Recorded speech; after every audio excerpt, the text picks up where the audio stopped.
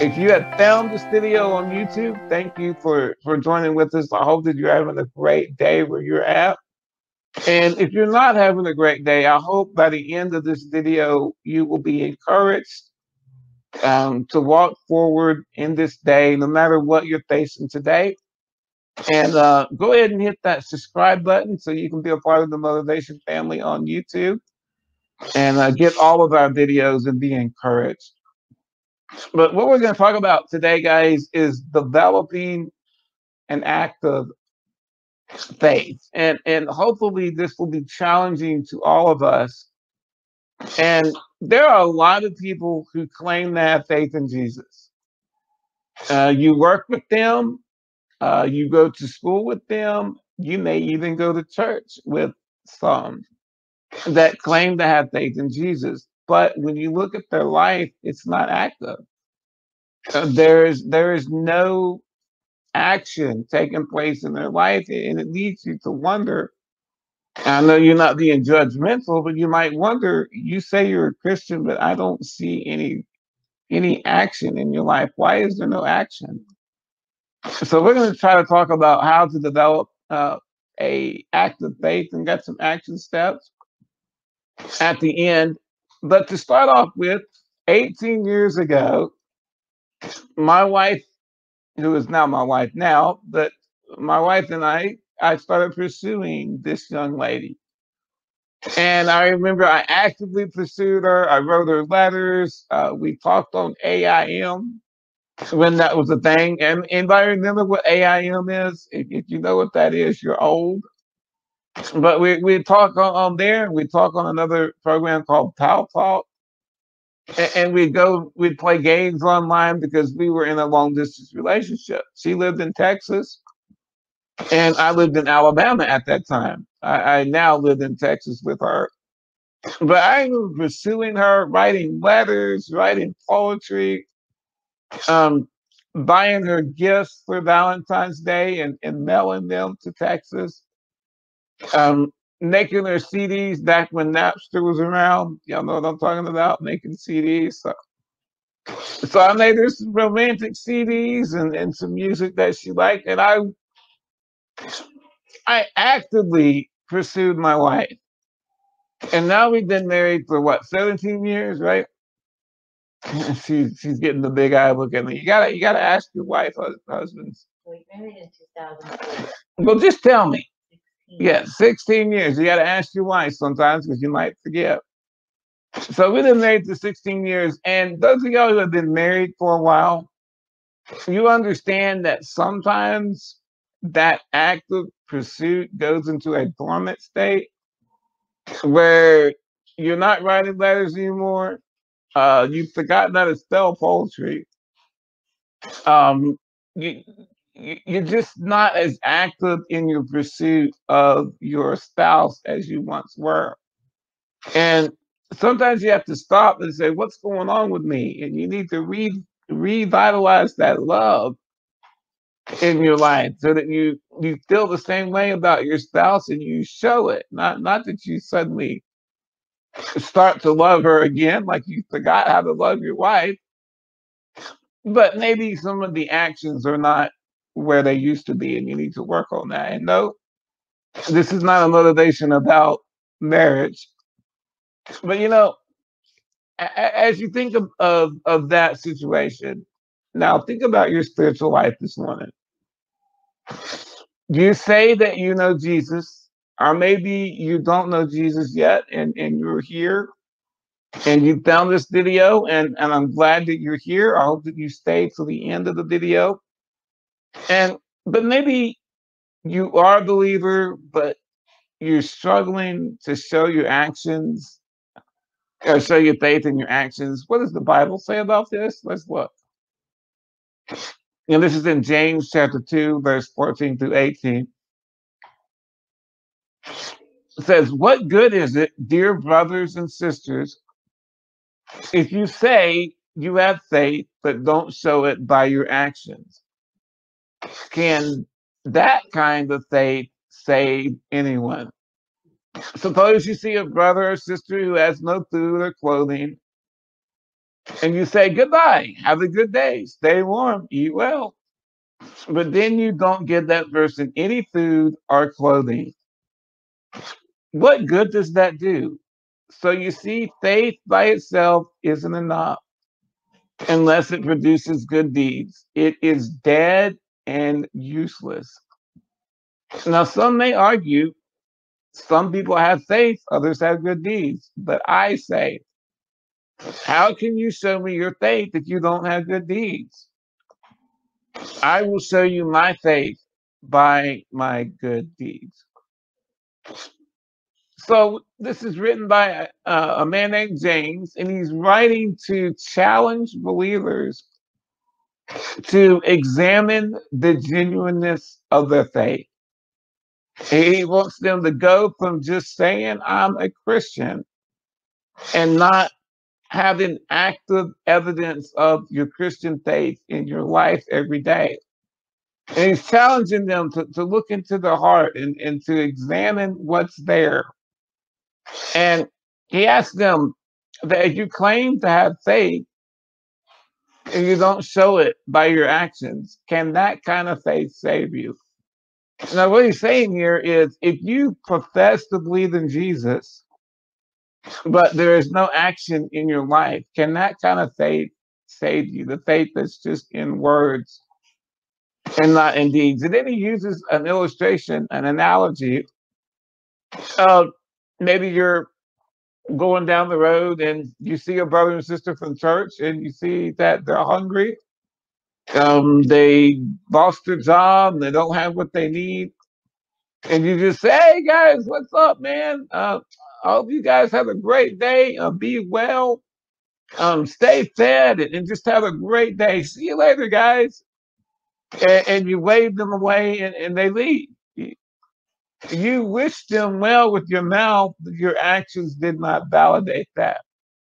If you really wanted them to do well, then you would have fed them, you would have clothed them, you would have made sure that they were warm for the night. But instead, you said with your mouth, be well. But your actions did not validate that statement. If you really wanted them to be well, then you would give them what they need. And faith is the same way. It does not produce action. It's dead. It's useless. And some people may argue, I have faith, others have good deeds. And James says, you can say that, but what I'm going to do is I'm going to validate my faith by actions. So, what about you this morning, guys? What about your faith? How genuine is your faith? Do you really know Jesus as your Savior? Or are you depending on what you do to get to heaven? Does your faith lead to action on a daily basis, or is your faith inactive? Is your faith dead? Maybe you feel like the analogy James uses that your faith is not really being validated in your actions. You're saying you believe, but there is no action in your life. You can claim to believe in Jesus, but your life does not demonstrate an act of faith, then it is dead and empty. There's no need to talk about your faith if you're not going to show it in what you do. And can you put that on the screen, Christina? I want to actually put this on the screen for you guys to look at it. These are some questions to ask this morning. Do you have an active relationship with Jesus? Do you spend time actively in prayer and Bible study? Are you actively involved in your church community?